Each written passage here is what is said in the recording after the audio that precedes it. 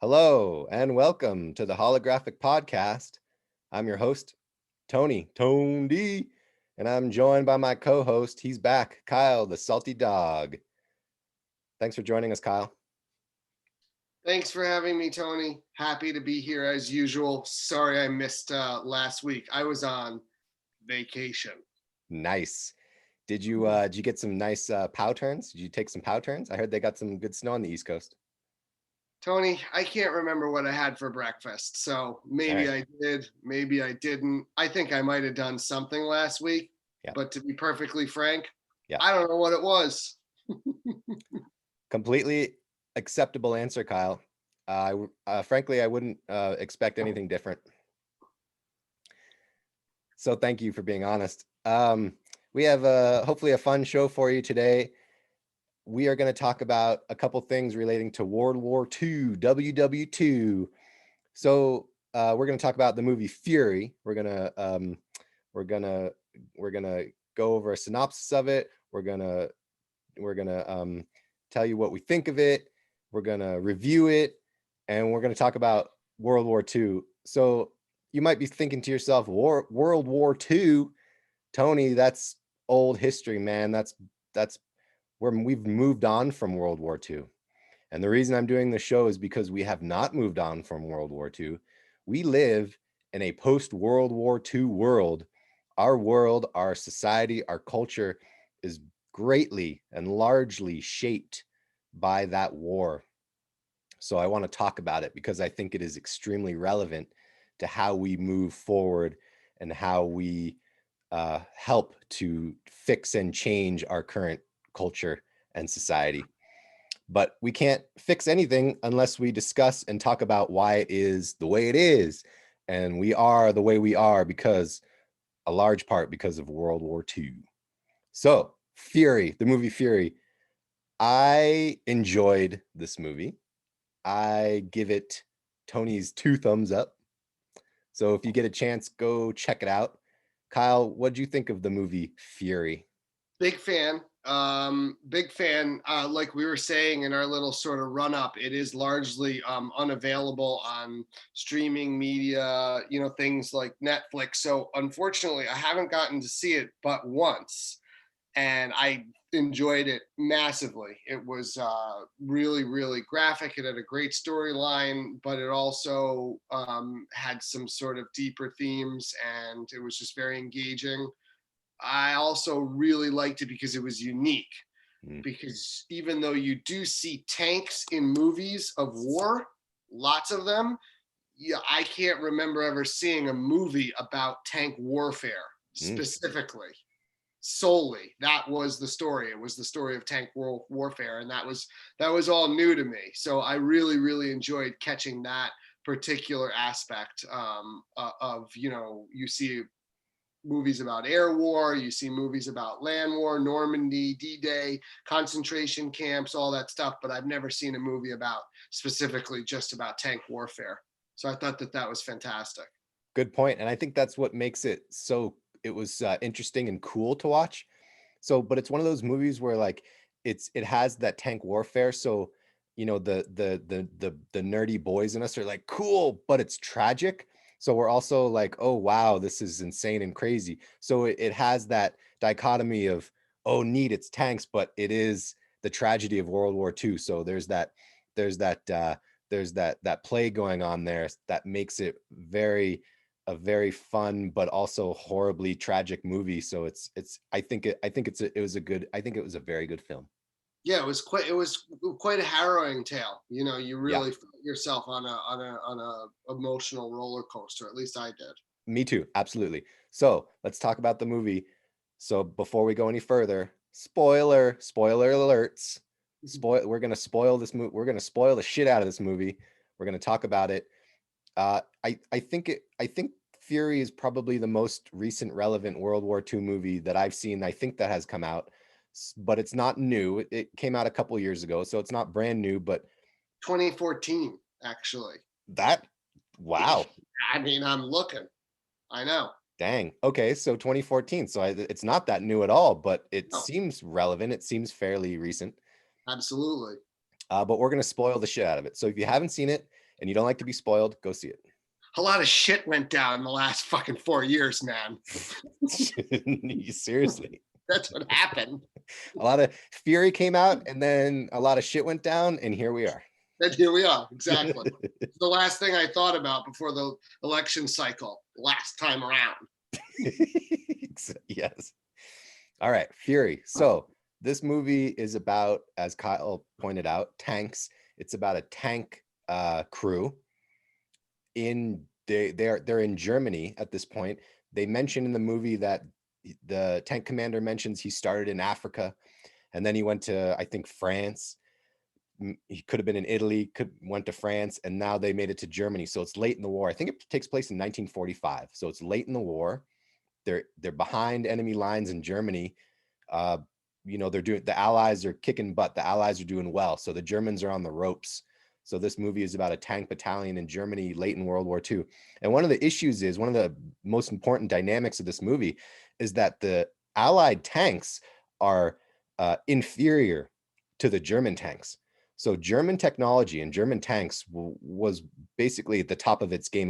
It was the most superior technology of the world. So the German tanks had better armor and better gun, more powerful guns than a lot of the Allied tanks. So these tank commanders would go out in these inferior tanks and just get the shit kicked out of them. They would just get pummeled.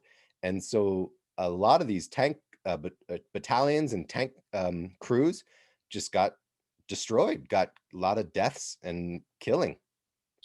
In layman's terms, I believe that there were the German Panzers, right? Yeah, the Panzer. Oh, and the Tigers too. Panzers, the Tigers, I think. Right. Yeah. Tigers and the Panzers, they had stronger armor and more powerful shells. And the American tanks, the Shermans, had weaker armor and weaker shells. So not only were they more easily penetrable by the German artillery from the tanks, but they were also unable to pierce the armor of the German tanks. So they were completely outmatched. Completely outmatched. I think the only thing that they had on them was they were fairly maneuverable. I think the Allied tanks, the Shermans, since they're a little smaller, they're a little bit more maneuverable. So these tank commanders, that's all they had. They have maneuverability, and that's it. That's all they had. So that's a tough card, some tough cards to be dealt in a war like that. And that's how the movie starts, is in late in the war in Germany, with these guys that are getting their butt kicks, or getting their butts kicked, but the Allies are still doing well in the war. So they're advancing. So they're being given these so this tank battalion, they just, one of their guys, one of their buddies, who was the front gunner, just got his head blown away. And so they go and they get a new tank crew. Punk ass bitch from V Corps. and so they give him this tank crew guy that's not trained in tanks. They grab him off the, what'd you say, Kyle? They grab him off the he's like a type. He's like a clerk. He's like a writer or something. He's a clerk. So they grab him and they're like, all right, you're in this tank. And he's like, oh shit. And the tank crew is like, are you fucking kidding me? You putting this little punk ass bitch with us? And this tank crew is very tight, because all the tank crews are getting their asses kicked. So this particular crew has survived, and they're a very tight group. So you put this kid who has no experience in them, and they're they don't know what's going on. And then they get these orders to go back out and to kick some more ass and to do some stuff that's difficult, and it's going to put the tank in harm's way. And the crew, and you're finding out what's going on with the crew and who they are. And the crew commander, he's a badass. He's played by Brad Pitt, I believe. He's a tough dude, and Brad Pitt, he might be a pretty boy, he might be Hollywood, but he is a good actor. I do like Brad Pitt's acting. I've always liked his acting. He's a fucking badass, dude. He's a great actor. He does a good job with this sort of thing. So yeah. So he really kind of sets the tone for the emotionality and the tragedy of this movie, and he does a great job. So he's trying to protect his dudes, but this new guy can't kill people. This new guy he's like, man, I can't blow these Germans away. I don't know what to do. And so Brad Pitt's trying to teach him lessons, and they go to this one battle line, and the kid's having a hard time shooting people, and some other tanks get blown up, and Brad Pitt's like smacking him on the head. He's like, get in line. and whoosh, and and and who there's a couple other actors who really Shia LaBeouf's in there. He's pretty good. Shia LaBeouf. Shia LaBeouf has been getting roasted on social media lately because he's apparently he's a mess. He's a mess. He's abusive, and he's a good actor though, man. But exactly, I was gonna say, regardless of that bullshit, he's a good actor. Yeah, he's put out some good movies, minus the Terminator flicks, you know. You mean the Transformer? You mean the Transformer flicks? Yeah, that's what I mean. Yeah, right. Transformers. Yeah, Transformers. Yeah. That's cool. I also want to walk back my comments. I was not being serious before, but also I do like the aspect, and it's been done before, of, you know, you've seen this in movies where they pluck some greenhorn out of wherever. And I guess it is worth mentioning, like, he's not a punk ass bitch because he won't kill people. He didn't sign up for that. He was a clerk. He was a typist. He was a civilian personnel for the army. That's probably, he chose that. He said, I want to help my country, and I want to do it in a way where I don't have to kill anybody. And then he finds himself in this fucking horrendous situation.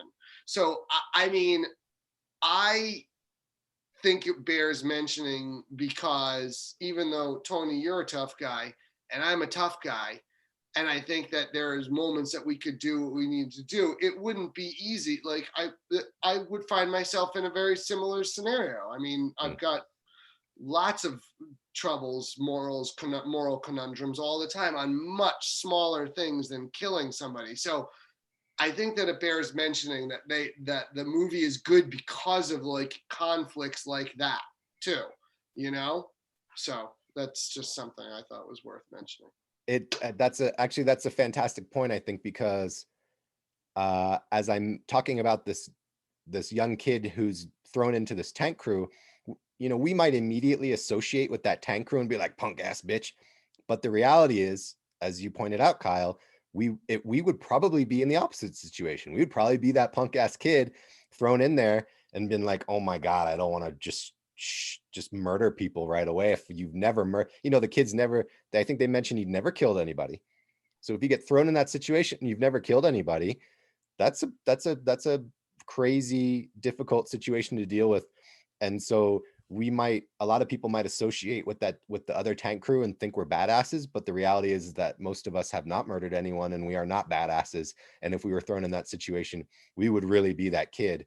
Oh man, this is really difficult. So that's a fantastic point, Kyle. And that's what makes the movie good, is that it has that, it's showing both sides. Yes, it's showing some people that have killed and are badass. It's also showing this kid that is not, and what he goes through.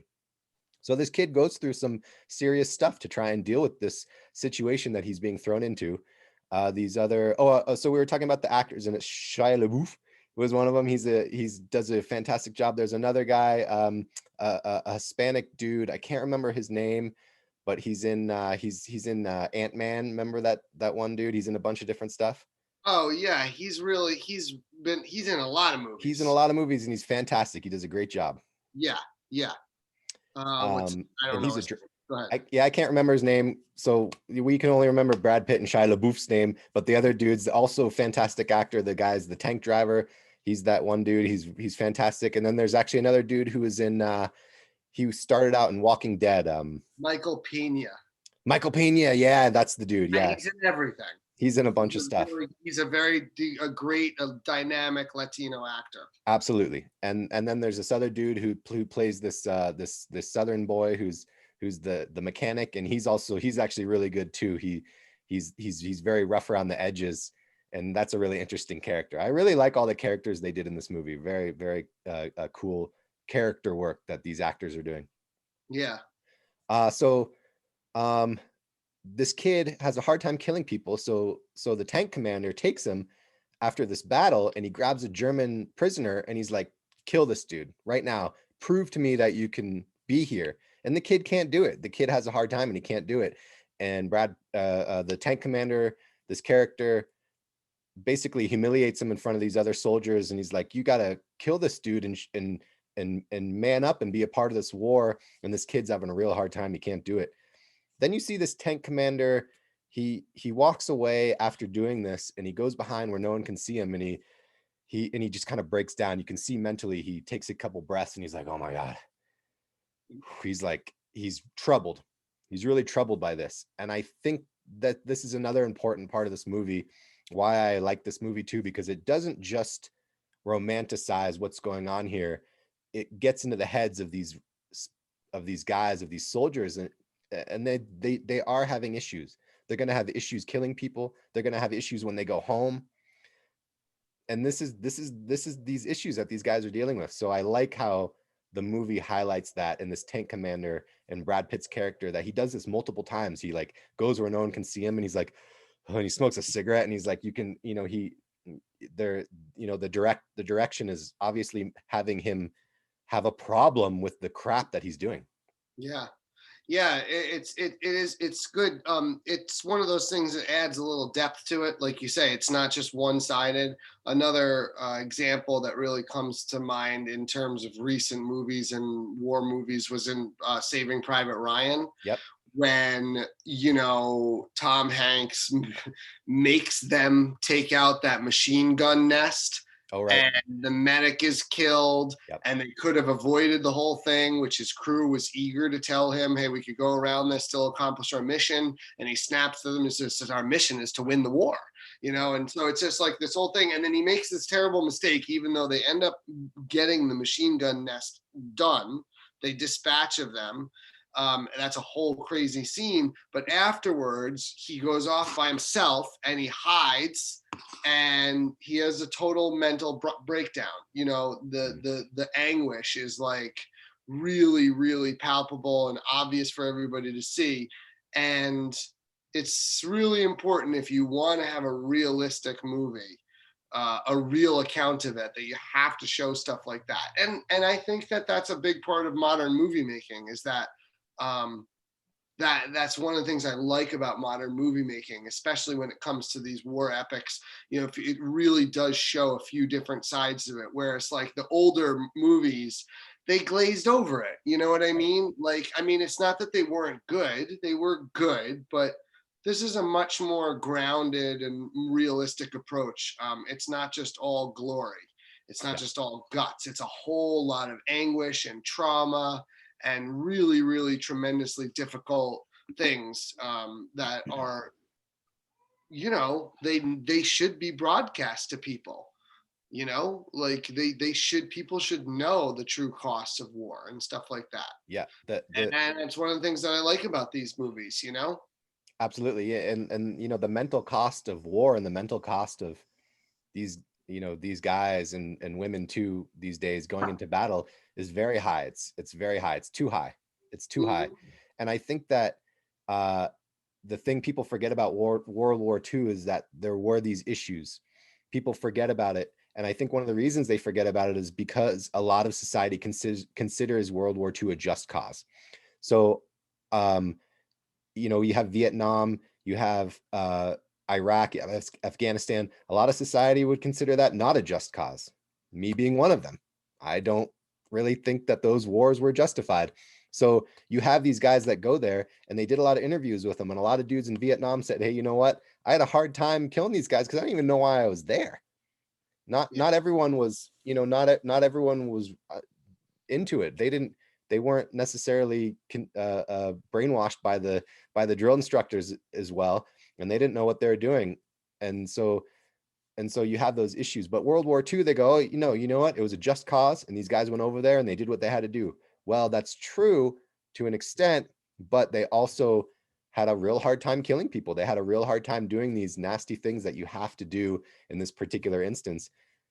I do think World War II was more of a just cause. Obviously, you had some, the Nazis and the Axis powers were much different than what we're seeing today. So just to throw that out there, even if you have a just cause, people have a hard time killing, and there's a big toll. And this movie, I think, does do a good job of highlighting that. Like Kyle said, I think Saving Ryan's Privates also did a good job of looking at that. But yeah, other like, you have like Bridge on the River Kwai, you have like Memphis Belle, you have a lot of these World War II movies that don't really go into that. They don't really kind of, it's just like, oh yeah, they went over there and they kicked some ass, and this is it. So yeah, you're absolutely right, Kyle. It's a cool part of modern movie making, of these actors. They're really doing a good job to show this what's going on in these guys' heads. We don't know. Like, we don't, I can't And put myself. the story writers too, you know Right, what I the mean? story writers. Yeah, The screenplay writers and the directors. It's like those guys are responsible most, you know. But yeah, it's a good thing. And that's one of the things that makes a movie like this really, really watchable, and you can glom onto it, you know. absolutely. So kids not able to kill Germans like he should. Tank commander's telling him he should, and he's messed up in the head. This other, these guys are, they're advancing into Germany, so they keep going. they end up taking a village, a German village, and after the village is taken, they go and they're enjoying the spoils of war. A lot of times when in war, when these guys take over these villages and they have a couple hours of downtime, they go and they do some raping and they do some plundering, and that sucks, but it's a reality. We can't forget that this shit happens. Like, this is what happens. These guys are set loose in these countries and they do some really bad, messed up stuff. That's another part of these wars that we consider just. It's another part of it that this touches on. It doesn't exactly, it goes about it in a different way, but it does kind of allude to that sort of thing. In this case, these characters go in, they're hanging out in this one flat in someone's residence, and there's a couple of females in there, and a couple of these tank battalion, or a couple of these tank guys are hanging out with them. But the tank commander's character shows that he's a good dude, and he's not gonna rape these women. He's gonna be nice to them, and he's gonna eat with them, and he wants to enjoy their company, but he doesn't want to force himself on them. But the young kid finds one of the girls, and they actually find some love. He doesn't force himself on her. They're like, oh, we're two young kids in a war, we could die tomorrow. So they have a little hanky panky, they have some fun, and they're hanging out and they're eating eggs and shit because they don't get a lot of eggs. So Brad Pitt's character, he's got some eggs in his pack, and they're like, oh, let's make some eggs. Then the rest of the tank battalion, the rest of the tank crew comes, and they're all hyped up. They're drunk. They've been drinking. They're partying, and they're doing some nasty stuff. And they're scaring these girls. And Brad Pitt's character is like, "Calm down, you guys." And so this scene kind of shows this other part of war that we don't think about. That I don't know. It's hard to say, are all Germans responsible for the acts of the Nazis? Some people say yes, all Germans are responsible. Are all Americans responsible for the nasty things America has done? Well, if you say yes to that, you have to say yes to that. So I think there's a middle ground here. I don't think all Germans were responsible. I think, yes, there's a lot of Germans that were responsible, but I don't think all Germans were responsible.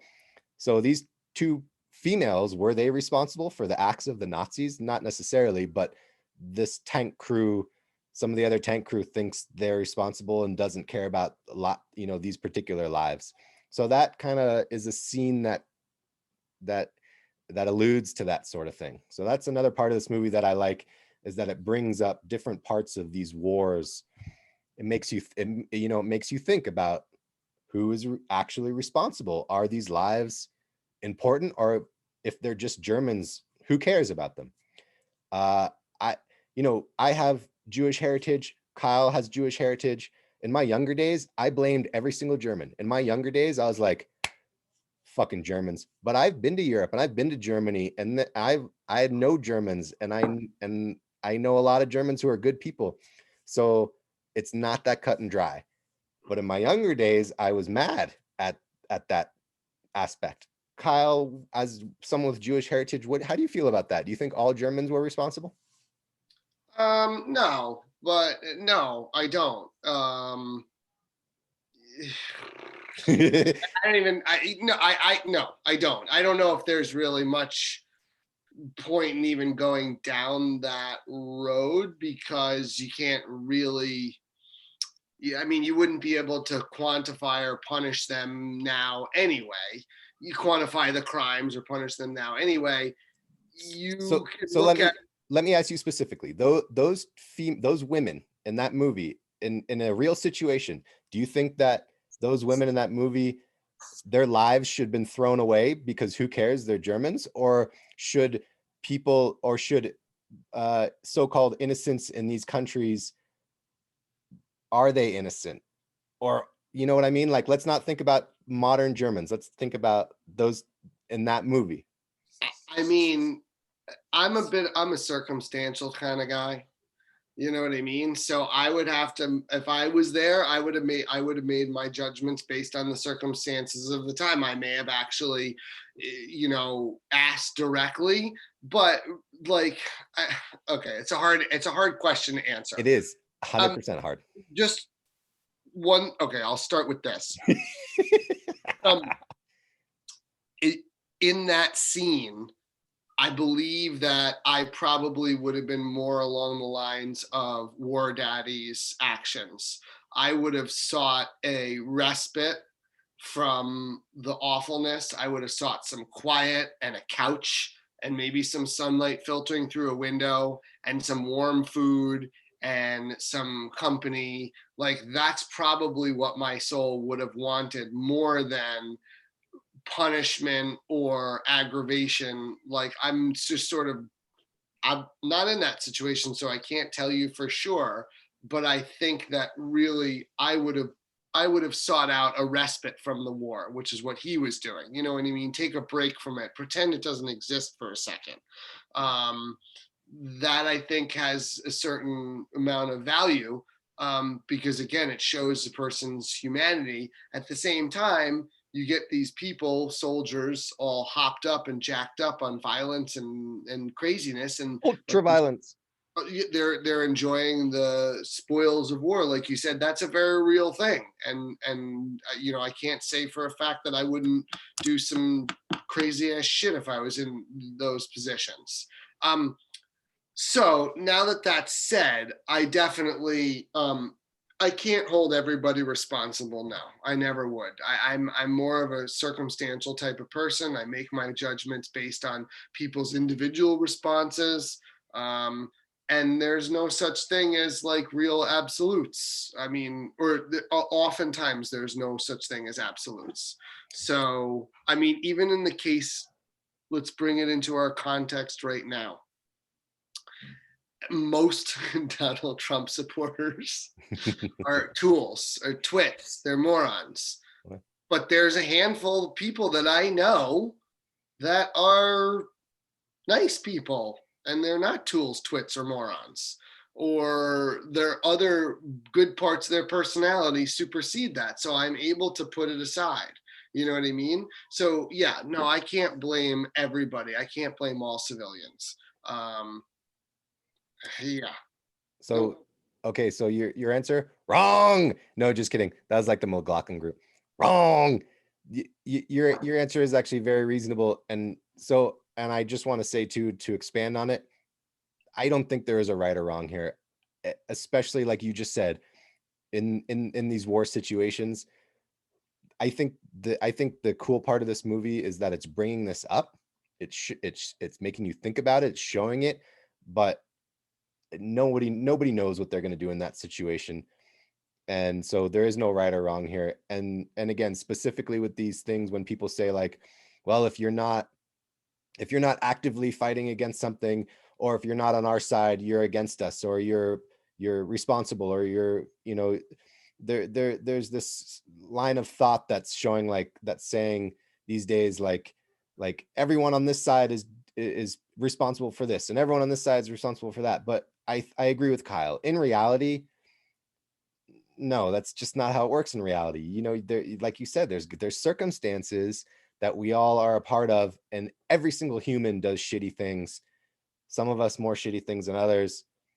Yeah, you support Donald Trump. Yeah, you do more. You've done more shitty things, but it's, it can't be a deal breaker, because everyone does shitty things. We all deserve second chances.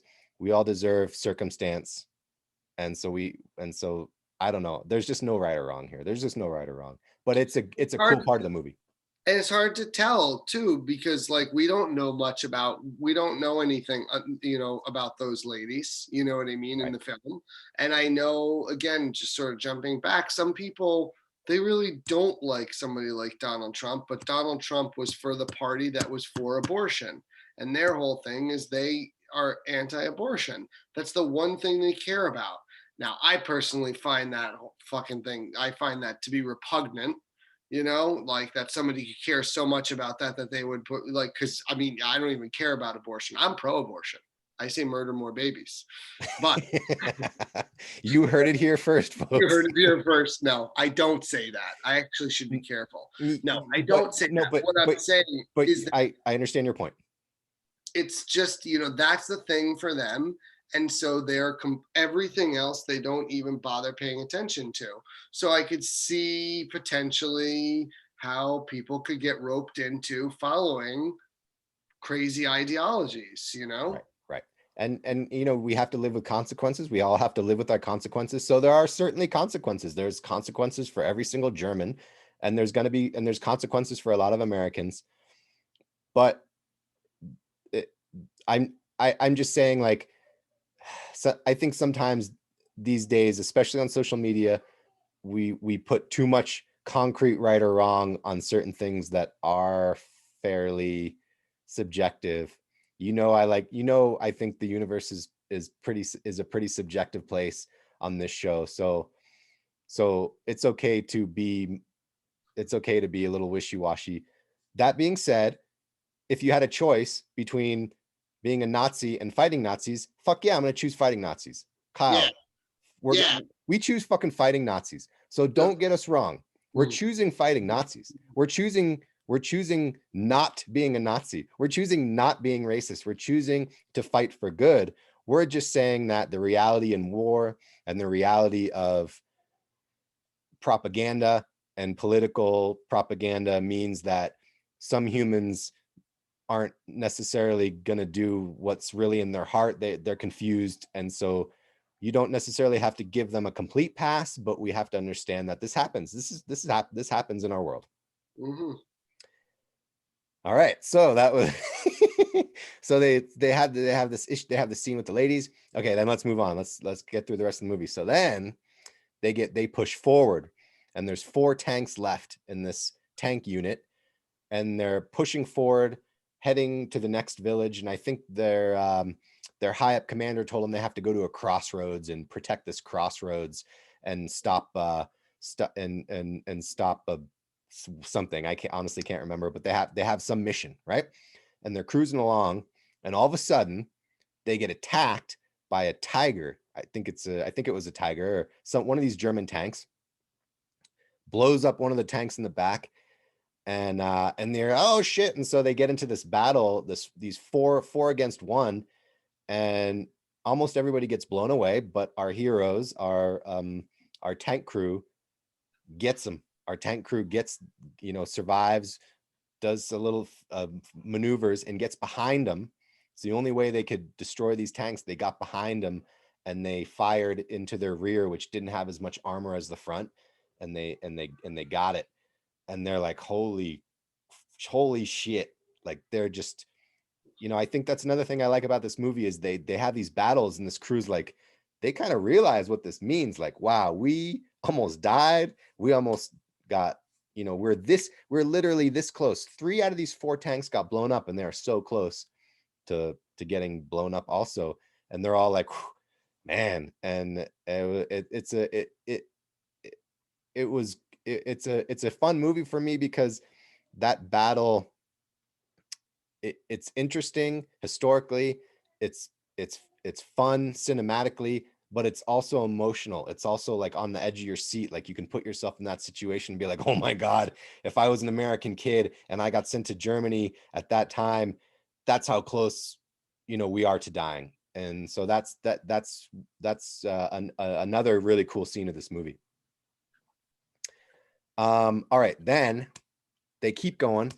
They're heading to this crossroads and they hit a landmine. Boom! They hit a landmine and the tank track comes off, and they're like, "Oh man, what are we gonna do?" And the guy, the mechanic's like, "Oh my God, the tank track came off," and the commander's like, "Can you fix it?" And the mechanic's like, "Why not?" And he's like, "I'll do it." So he's gonna fix it, and so they send a lookout. The kid goes up, and oh, and by the way, this kid who got thrown in, he's starting to get he's killed a few people now. He's used his front gun. He's killed a few Germans. He's starting to get into it. They're starting to trust him, and they're seeing that he's got a good heart. They're seeing that this kid, he might be inexperienced, but they're seeing that he's okay. He's an okay dude. And he goes and looks out, and all of a sudden he sees an SS battalion. For those not familiar, the SS was basically it was an elite German unit that they trained them. They had insane training and they did real nasty things. So these SS guys were like elite German killers, basically, and they were known throughout the Allied military as being dangerous and being nasty. Got to watch out for the SS. So he sees this SS battalion coming at the tank, and they're nowhere near fixing it. So he runs back and he's like, "We got to get out of here. There's this battalion coming." And the commander's like, he describes them, and the commander's like, "These are SS guys. Oh shit." And these guys, they want to run. They want to hightail it out of there. But the commander's like, "You know what? I'm staying and we're going to fight." And they're like, "You can't," they see that this is impossible odds, but the tank commander's like, "This is my job." And he's there, and I think to me, it was like the commander knew that he wasn't gonna make it out of this war. The commander was like, "I've done nasty things. I've killed a lot of people. I'm here to do this job, and I'm not really going home." And I think to me, that's what I thought, that this guy was like, I wasn't gonna make it out of here anyway. So I'm going down in a ball of flames and I'm gonna fight these SS guys because it's the right thing to do in the moment. And the other guys are scared and they don't want to do it. And he tells them, "It's okay. I understand if you don't want to sit and fight impossible odds, go ahead." And they're going to run. But the kid, the inexperienced kid who they're having a hard time with at the beginning, he's the first one. He says, "You know what? I'm staying too. I'm going to do this. I'm going to stay with you too." And then you see in that moment, yeah, this kid's stepping up to the plate. Like, this kid's got heart, man. He might not be the best fighter. He might not have the most experience, but he's got heart. He's like, "I'm staying." And that was cool. You could put yourself in that situation. Would you do that? Or would you not do that? Would you stay or would you run? So the rest of the tank crew, they're like, "Yeah, okay, fine. You shamed us into it. We're gonna stay too. Fuck it." And they stay, and they go against this SS battalion. And we know what happens next. Kyle, what happens next? I would have ran. No doubt, dude. I've been like, "Tony, let's go. Sit." What happens next? They disguise the tank as like being dead in the water, like to lure them close, and then they it's like a trap. They like set a trap, right? They set a trap and they lure these guys in, and they start fucking them up. But what happens? What happens to this tank crew, man? What happens to the tank crew? Don't they all die? They get their asses whooped. Eventually, they kill a lot. They basically maul this SS battalion. They basically take this SS battalion out. This SS battalion is not going to be able to keep marching and kill any more people. This SS battalion is done. But also the tank crew is done. They all get shot, but at the very, very end, spoiler, at the very, very end, there's a hatch in the bottom of the tank, and the inexperienced kid, he goes down the hatch. Actually, Brad Pitt's character, the tank commander, tells him, he's like, "Hey kid, there's a hatch. We're all dying. Brad Pitt's shot. He's like bleeding out. Go down the hatch and try and live." and the kid goes down there, and and you know what? I don't know if you remember this, Kyle. There's a really interesting thing here. He goes in the hatch. He's underneath the tank. The SS battalion is looking for survivors, and they're mopping up. They're making sure none of them survived. And one of the SS guys, who's also young, he's a young kid. He looks Oh, under he the looks tank, under the tank. and he sees him. Yeah, I do remember that. I cried. Because I cried during the movie. Because it's crazy. It's emotional. This kid who's a German SS kid sees him, and the other kid's like, he knows he's been found, but the kid the German lets him go. He backs up and he says, "I'm done." I do remember that. I do remember that. And he doesn't mention it. Another example of what we were talking about before, how like you'd like to think that even in the moments of the worst, it can go any way. You just, human emotions have such crazy extremes. Like he could have just opened him up with a machine gun fire, or he could have let him live. It was like he had the power at that moment, and the little angel on this side was talking to him instead of the little devil on this side. You know what I mean? And those were the words that he followed. The thoughts that he followed. Exactly. So even this SS, the movie's saying it. Obviously, this is fiction, but I'm willing to bet there is a lot of Germans who had a similar mindset. Even this SS trained young person in the nastiest German units decided in that moment, I'm done killing. I don't want to kill this kid. I don't want to deal with this. I'm just going to move on because I'm done killing. And I think that's why you can't necessarily blame every German. I think that's why it is ambiguous, is because in the moment, like you said, he listened to the angel side, and in the moment he didn't further this killing. And I think that is also an important part of human nature. People always say, "Oh, human nature is so nasty. We're so nasty." We absolutely can be. We absolutely also can be compassionate and decide no more killing in that moment. This German kid decided, no, I'm not gonna do this. And that was again a quick thing, but it's a very interesting larger point that brings back to our point before about the ambiguity of war. Well, it's nice because the director or the writer or whoever's responsible for it has this recurring theme. You know what I mean? Of, the roller coaster emotional content of being in scenarios like that. And that's one of the things that makes this movie really, really good, is that that's what it's tapping into. It's tapping into the idea that it's very difficult, very challenging, and that there's miracles and atrocities the whole way through. Absolutely. That you said it all right there, buddy. So that's the end of the movie. So the kid survives, the SS move on, and then the Allies come and they find him, and he survives. The inexperienced kid survives. The rest of the tank crew didn't make it, and that's the end of the movie. So yeah, I really enjoyed this movie. If you haven't seen it, go see it, even though we just told you all about it. But it's still just it's worth it. Even when you know the plots of these movies, it's the experience of it is worth it.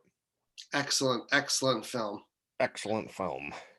We didn't leave much time to talk about World War II, Tony. Nah, not a whole lot of time. So we're going to talk about it briefly, but I do want to talk about World War II and the impacts and the consequences of it.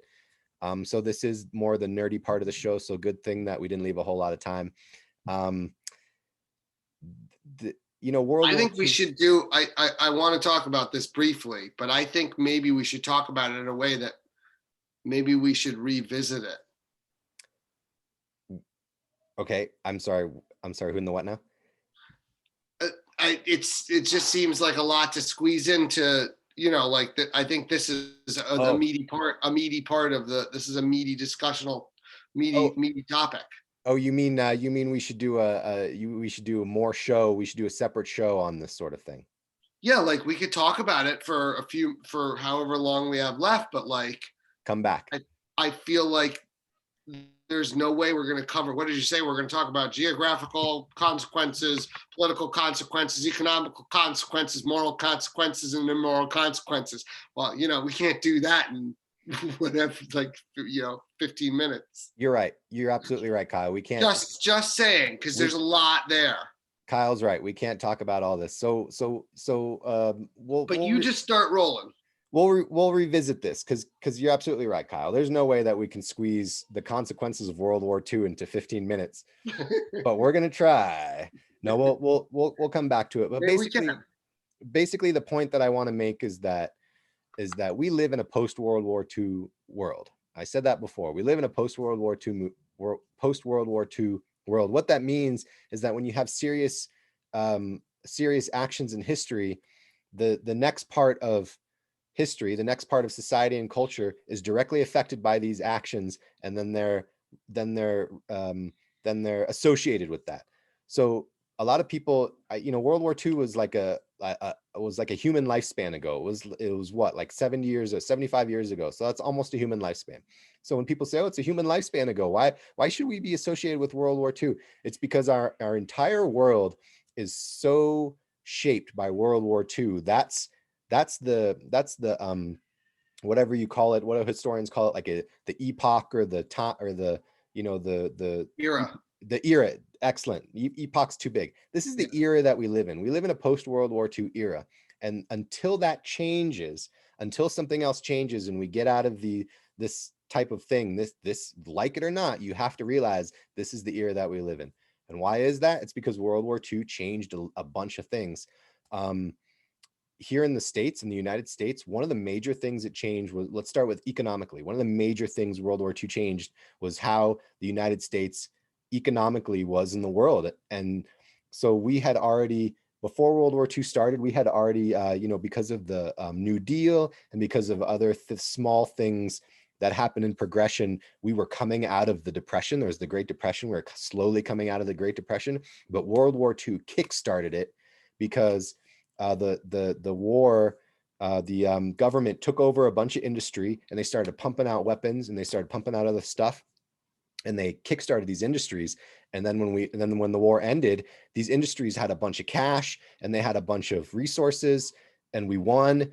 And they were like, boom, let's keep going. And they started making cars, and they started making more weapons, and they started making textiles, and just a ton of stuff that was kickstarted by the war. And it made the United States an economic superpower that in the 50s really just took off. And if it wasn't for that war, I don't think the United States would be the superpower that it is. And that's the other thing that the war created, was superpowers. World War II created two main superpowers, the United States and the Soviet Union. And here we are because of that. And now you have China, which I also think is pretty much a superpower. But I mean, that was huge. Like the creation of a superpower, that just wasn't like that before. There was nothing like that. There was, I mean, I don't know, you could almost, there's like maybe Genghis Khan and the Roman Empire, but even then, like, it wasn't on the global scale that the United States and the Soviet Union basically had control of the entire world between them. On one side, you had, communist thought and certain things that the Soviet Union had. And on the other side, you had capitalist thought and certain things that the United States had. And they basically carved up the entire world. And on the United States side, you had Britain and other powerful people, and Soviet Union had China and had countries in the Eastern Bloc. And boom, and that was the world after World War II. And here we are. We're still in that world. We're still in that paradigm. Don't forget about the importance of the atomic age too. Absolutely. Because that was like a big thing that designated everything moving forward in terms of who really, really had some juice. I know that in our little run up, I don't want to preemptively take this over, but you had mentioned Israel as like a new development, even though it was a few years after post-world or after World War II. But one of the things that made Israel a thing was that they developed an atomic bomb. So, you know, you've got US, Soviet Union, Israel now. I don't know who the other earlies were. France Yeah, was an I think early. France and Britain maybe were pretty early. Britain. Yeah. Yep. And so now, like, I mean, granted, France and Britain weren't superpowers, but they are world powers though, Yeah. because of that one little thing. And, you know, I mean, and we obviously we're not pros, experts, you and me, but that's another. You want to play at the big boy table after World War II, you need a nuclear weapon. You need the bomb. You need the bomb. We just found out they have the bomb. Yeah, so that's just, I think it's worth mentioning. Oh, for sure. And so that that brings up a good point into the technological advances. So, you know, the bomb was created kind of fast tracked, and a lot of the technological advances were from German scientists. And it's hard to say because the intel and the secretive nature, which also the CIA, by the way, the CIA came out of World War II, and the Mossad and these other secret agencies, Putin, who's head of the KGB. Okay. Oh my God. I told you. Come on. I think let's glaze over it briefly and let's actually come back and do this next show. We'll come back and talk about it next show. But while it's fresh, these these technological advances and these secretive agencies, I'm just saying it's hard to say where exactly the technology came from, because certain German scientists were taken and they advanced certain things without people's knowledge, so we don't know. But needless to say, and the reality is that a lot of it did come from Germany. But the bomb obviously was, you know, there were American scientists who were developing the bomb before that as well. But the technological advances because of World War II, which kickstarted things, really brought us to where we are here as well with space flight. You know, those German von Braun and the German rockets that Germany was developing rockets that turned into the American space program. That turned into you know, going into space. These weapons created these superpowers. Computer, you know, early computers started then. You know, computer technology is basically where it is because of, you know, well, early that story. It's Alan Turing and the cracking of the Enigma code. Right. That's the foundation of modern computing right there. So would that have happened? There was also, the Germans had created the first jet technology. Right. In World War II, we didn't have jets. Nope. Our P-51s were still working whirlybirds, you know what I mean? And granted, they fought the Messerschmitts, which were also, you know, propeller motors with propellers, but they were the first jets. They had jet fighters, and then it all moved from there. Yeah, Werner von Braun and Oppenheimer. He was Oppenheimer. On he invented the atomic bomb. So here's the question, Kyle. Right or wrong? Here's the question. Would technology, it's a two-part question. Would we be where we are today, technologically speaking, if it wasn't for World War II? And the second part of that question is, do wars like this inherently push these types of technologies? Do you need that conflict? Would those technologies be created organically? So the answers are no, yes, and no. Oh, all right. Well, no, we would not be here with all the stuff we have now if it wasn't for World War II warfare technology. Yes, you do have warfare technology making great leaps forward. No, we don't need war technology to make those great leaps forward. We have to figure out another vehicle to do it. Boom.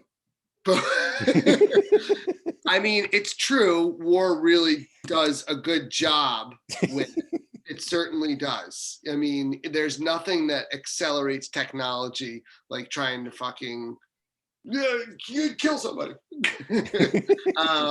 Like, you know, you've got to shoot them first. You've got to shoot them before they shoot you. Um, that reminds me, I'm going to quote one of my favorite comedians. This is very early. Mel Brooks, one of his earliest characters was named the 2,000-year-old man. It's Wow. pretty famous stuff. He was supposedly a 2,000-year-old man, except his stories were actually older than that. And the his interviewer says, "Hey, what language did you speak all the way back then?" He said, "We talk basic rock talk. Basic rock talk was the rock language."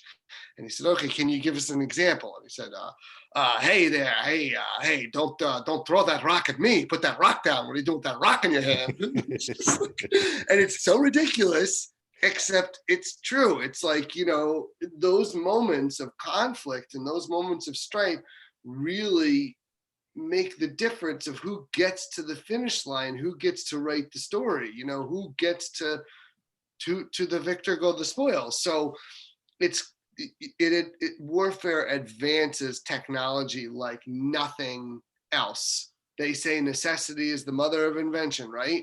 Well, there's nothing more necessary than self-preservation or preservation of family or country or town or all these other things.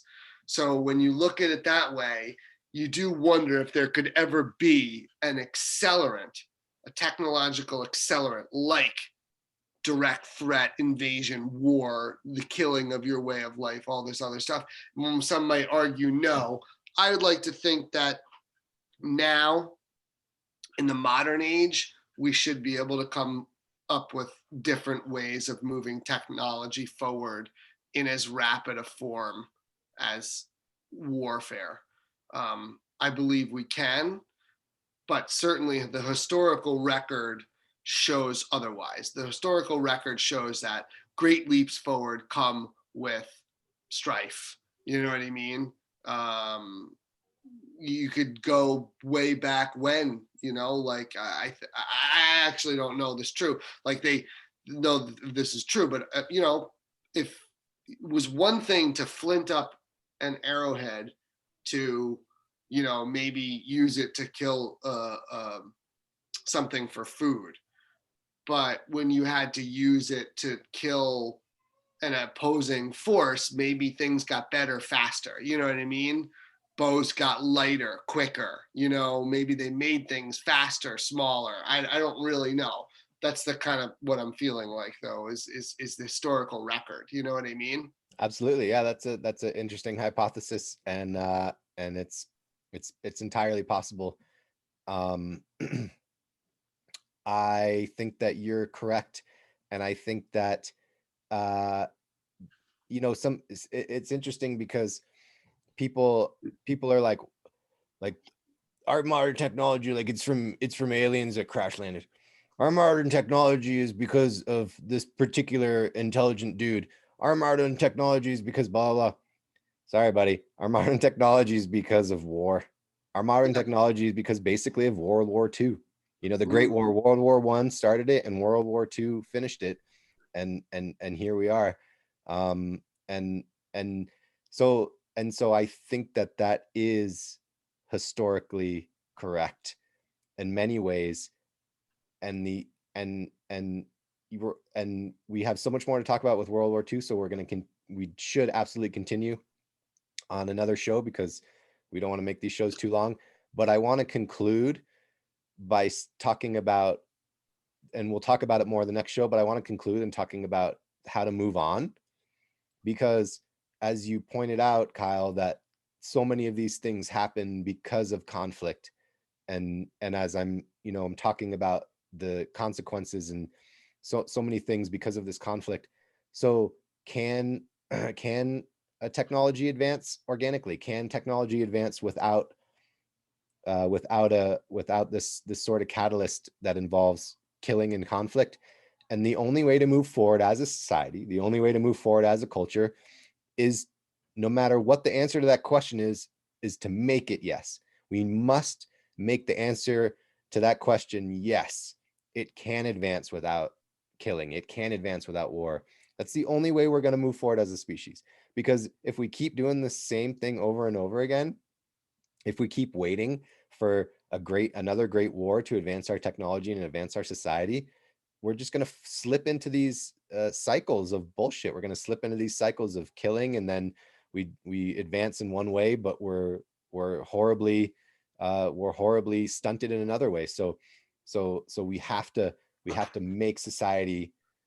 We have to make everyone has to make society and culture help other people advance technologically, advance economically, advance politically without conflict. I don't know how we're going to do it. Maybe next show we'll talk about how that's possible. Nutrition and civics. And nutrition. I just thought of something though. It's similar to civics and nutrition. Instead, it's food and energy. Why aren't we doing that for everybody? Everybody gets food and energy. Like, whoa, why? Whoa. And that's the thing, is in this post-World War II world, we live in this paradigm where there are haves and have-nots. There are advances because of conflict. There are these things. And that's what I'm saying. That's exactly what I'm saying, is that we have the resources for this. We have the resources to have everyone have energy. We have the resources for everyone to have food. The world has the resources. Right now, I think it's in the pockets of like 3 different billionaires, but basically it's there.